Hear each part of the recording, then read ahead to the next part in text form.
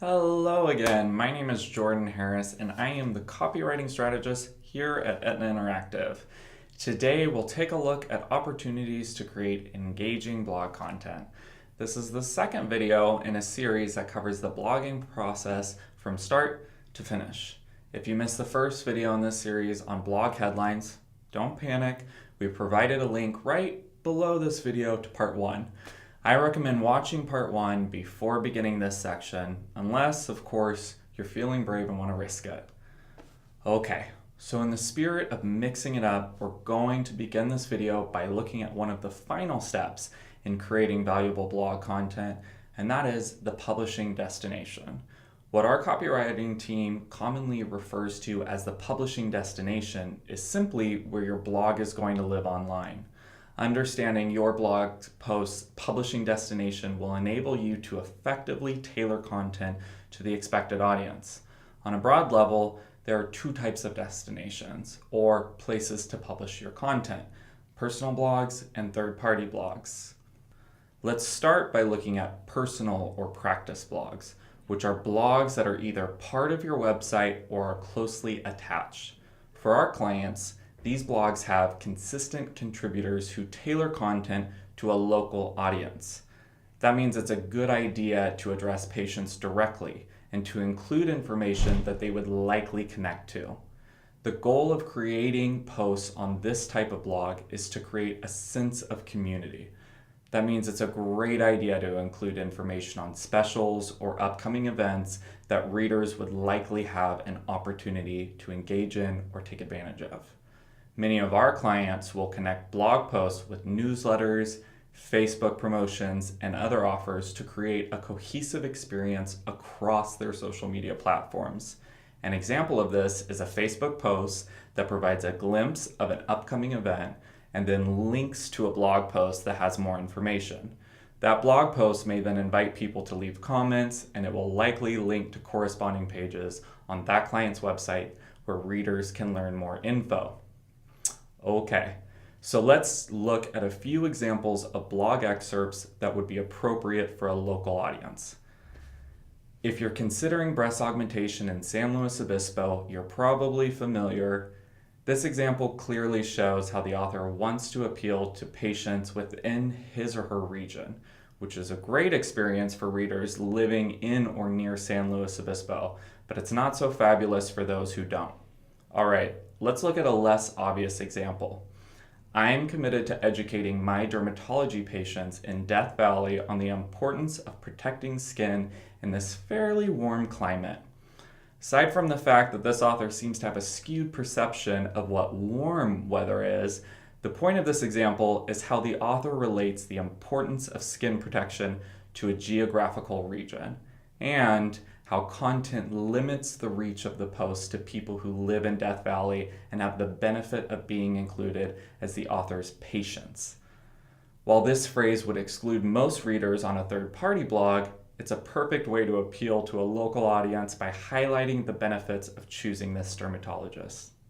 All right, here's our last example of content that would fit nicely on a blog with a local audience. Check out our Facebook page for information on specials at our practice. So, this author's killing it.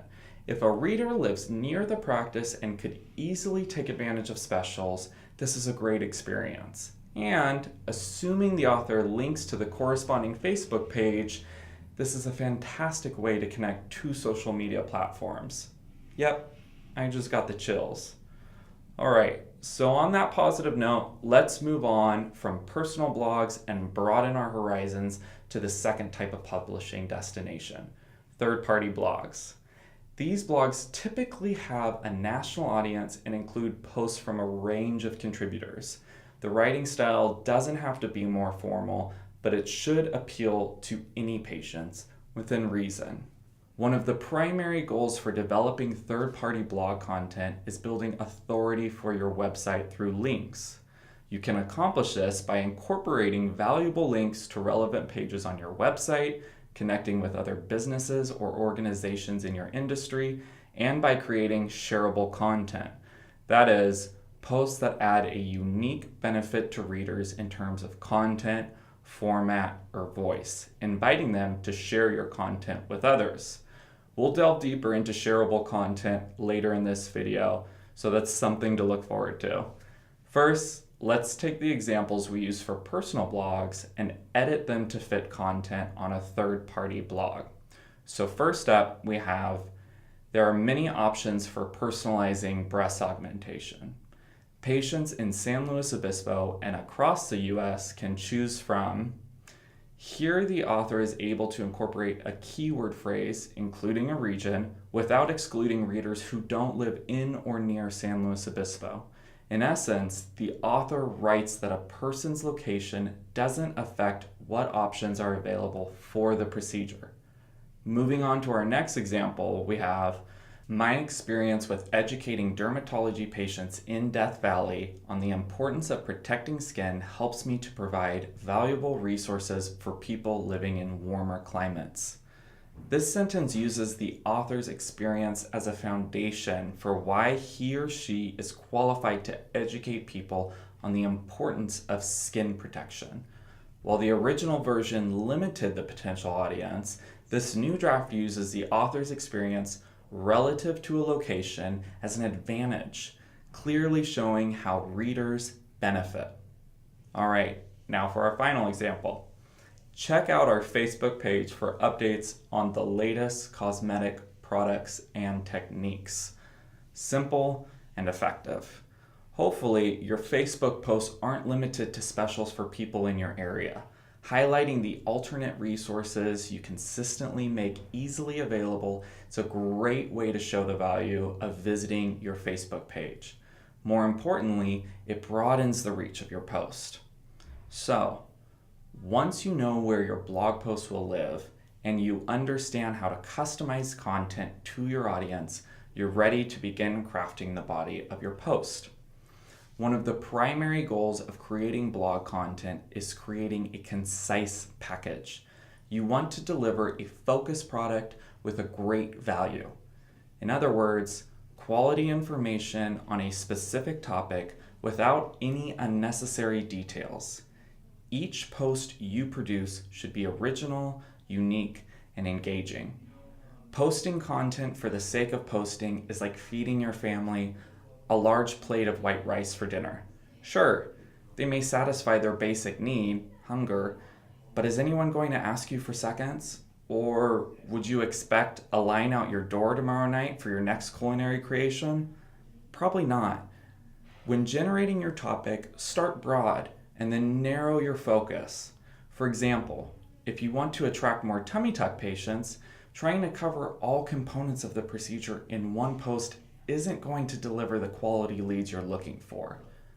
Part of achieving this requires that you give your readers enough to satisfy them, but not too much where they're left feeling stuffed or confused. Create a great experience and they'll come back for more. Also, they'll be more likely to share your post. To accomplish this, take your general subject and break it into smaller components. Then, choose one that you feel most comfortable in addressing. If you specialize in mini tummy tucks, create a post how your techniques contribute to a rapid recovery. From here, you can refine your audience, such as mothers or men who underwent weight loss surgery. Creating such a specific topic will limit your audience, but it's worth it. If your post stands out among similar content and effectively grabs a select group of readers, you'll find that those readers are more likely to reach out to your practice. Also, since publishing new content on a regular basis is a key to having your blog seen, you'll have countless opportunities to touch on all of the aspects of a given topic. Once you have a topic and target market in mind, format text to provide an enjoyable and effortless experience for readers. Substituting large chunks of copy for bullet points, numbered lists, and concise paragraphs will show that you value the reader's time. Using these formatting tools will help in creating blog content that is typically more conversational in tone. But keep in mind that readers should still feel that the source of information is reputable and knowledgeable. Show off your skills. but do it in a way that feels natural and conversational. Another important component of crafting valuable blog content is making sure the tone of your post is consistent with your brand image. What does that mean? Well, one of the first questions our copywriters ask new clients is, what differentiates your practice from others in your area? In other words, what makes you special? Who are you? And why should potential patients choose you over another practice? Creating blog posts that don't match your brand is like including sushi on a menu at a taco shop. It clearly doesn't fit, and just imagining that experience could give me food poisoning. Now, one brand image isn't necessarily better than another. The key is promoting your practice consistently across all platforms and making sure your promotion efforts accurately represent what people can expect from you. Some of our clients showcase their technical skills and ongoing training. Others prefer to highlight the close-knit environment their staff creates with patients. What we're looking for when we ask what differentiates you is when patients hear your name or your practice's name, what in an ideal environment comes to mind. Many of our clients have blogs built into their websites with seamless transitions between design elements. Similarly, your blog post should, in a less formal manner, mirror the content on your website, and that which can be found in your press releases, articles, real self responses, Google Plus posts. You get the point. Maintaining a consistent brand image is about more than just the style of your blog content. It also relates to keyword integration. A blog post that is optimized for Botox Sacramento should link to a page on a website that is optimized for the same or similar keywords. If you link to outside resources such as a recent study, news story, or an announcement on the FDA's website, those pages you link to should closely relate to your topic and keywords.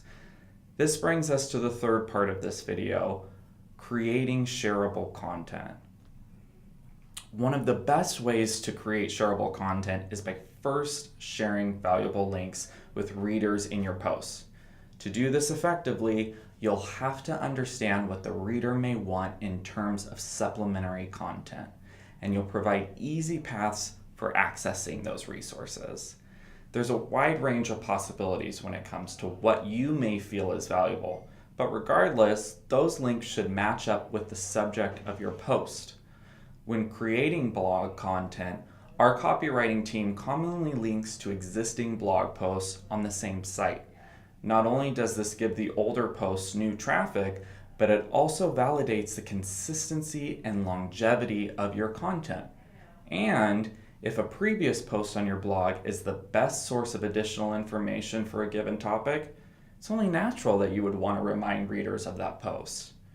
Aside from linking to pages on your website and your previous blog posts, it's beneficial to share links to helpful information on reputable websites. Let's take a look at this example from one of our clients, Dr. Douglas Hargrave of the Plastic Surgery Group. You'll notice that Dr. Hargrave references links to statistics from the American Society for Aesthetic Plastic Surgery in the first sentence of the second paragraph. This is a great way to provide support for the stance Dr. Hargrave takes in his blog, and it provides a resource for readers to learn about top cosmetic procedures in the US without requiring them to leave the page. The link opens in a new tab, which, of course, creates a great reader experience. Links are very valuable, but you want to make sure that they don't distract readers from your message. And, drumroll, Smart Beauty Guide, which was created by the American Society for Aesthetic Plastic Surgery, tweeted the post title and a link to Dr. Hargrave's full content. The link included in the tweet shows to both readers and search engines that a reputable third-party website deems this blog post share-worthy. So how does this translate to moving up in Google's rankings? Search engines look at not only how many people click on your blog post, but also factors such as how long they stay on that page, if they follow links you've provided, and if a relatively high number of readers are interacting by liking, sharing, or commenting on your post. The better experience you create for your readers, the more likely they are to react in a positive way, which is one of the many things that go into creating digital content. Getting a reputable organization to share your posts isn't as easy as adding a link to your blog posts. So don't be afraid to ask readers to share your posts or to leave comments.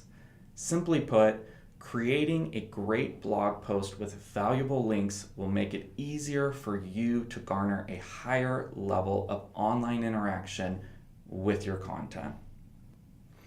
So I want to close today's video by giving a bonus tip for bloggers, and that is to post new content on a regular basis. We recommend publishing at least 2 new posts a month to ensure readers have a consistent resource for learning about the most recent advances in your industry. All right, that's all I have for you guys today. If you want to learn more about blogging or any of the fabulous services offered by Etna's copywriting department, please reach out to us. Thanks so much for watching and happy blogging.